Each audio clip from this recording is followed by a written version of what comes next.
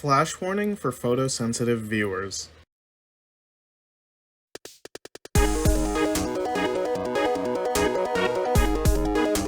Your time is a commodity, and some games don't respect that. In fact, there are many game publishers that are going to put out something to suck up that time and frustrate you.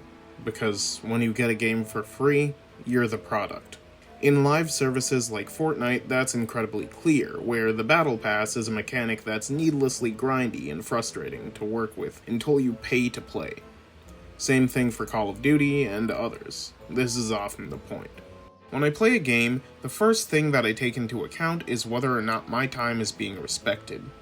I definitely do it more often now that I review them, but my hindsight bias tells me that it's something I always did. I didn't buy Syriza and the Lost Demon. My friend Chris told me that it seemed like a good game. It was getting great reviews, too. As a Bayonetta and Nier fan, I've had it on my eye for a hot minute. From its visual design alone, I thought it might be a compelling play. I didn't care much for the story aspect because it was a Bayonetta game, and as much emphasis as they put on their narratives, especially by the third one, to me, Bayonetta games have always been about the gameplay. They're fast-paced, high-octane action adventures that leave you wanting another hit by the time you roll credits. Which is exactly why when I booted up the demo for Syriza and got unskippable sections moving at a snail's pace, meandering gameplay that wouldn't even let me run, and an absolute lack of freedom in playstyle, it felt a lot more like a slap in the face than a fun side story for fans of the series proper. It's a cliched phrase at this point, but in a weird way, this might be Bayonetta's Breath of the Wild moment. I have this one friend named Rich. He's a giant Zelda fan. Loves them to death. But he doesn't like Breath of the Wild because as good of a game as it is, he thinks it's a horrible Zelda game. I'm going to interrupt myself and talk to you about menus for a moment. I really like the God of War reboot. I put it down for months after my initial experience with the game, then came back to it to give it an honest playthrough on my PS5. It's fluid, adrenaline pumping, chest beating fun, and when I opened the menus and got this, I went like this. I cannot fully express the spectrum of disappointment and deflation that I experienced when I got to this, but I can tell you that what made it a couple million times worse was the fact that you can't skip any of them the first time you see them, and that happens multiple times. You can keep clicking through, but you have to pay attention to pressing the buttons the game is indicating, so you might as well read everything that they're telling you anyways. A menu should feel intuitive, and what I got out of that was a convoluted list that puts a damper on the fun I'm having with this otherwise very good game. What I value is freedom, the ability to play how I want, and if that means sucking at the game as a result, so be it. I was doing just fine before.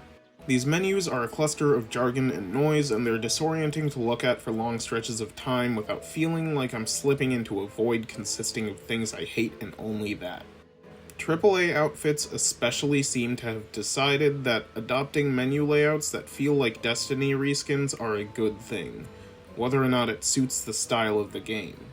I got so fed up with this that I decided to go and check out Ragnarok before I had come close to beating 2018, because I just wanted to be sure that it would at least feel better if I was going to be spending this much time with these games. They learned somewhat, and while some of my complaints still stand, the menus feel a lot slicker in comparison, and I appreciate the growth. All of that said, this in part is why I love indie games so much, so often. Indie games value my time so much that sometimes they make a game out of that. When I boot up anything made by people who seem to have closer ears to the ground on player wants, or at least more creative control in order to decide exactly how to show off their games, it gives me an opportunity to appreciate showcases of style.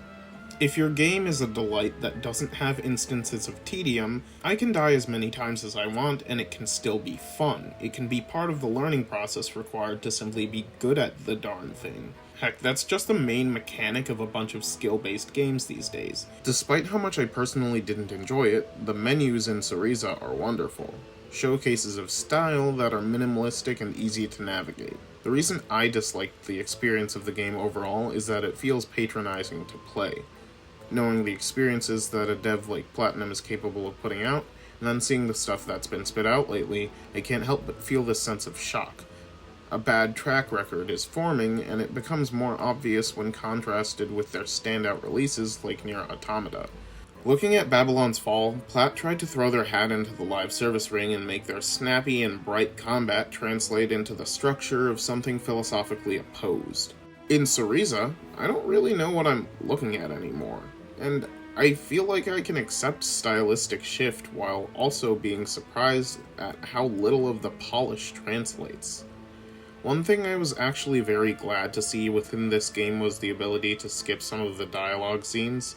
That's a function that shows that my time is valued, because if I want to demo a game to see how it plays before buying and actually investing my attention, I might as well just jump right into the fun. It's just a shame that there wasn't much fun for me to jump into.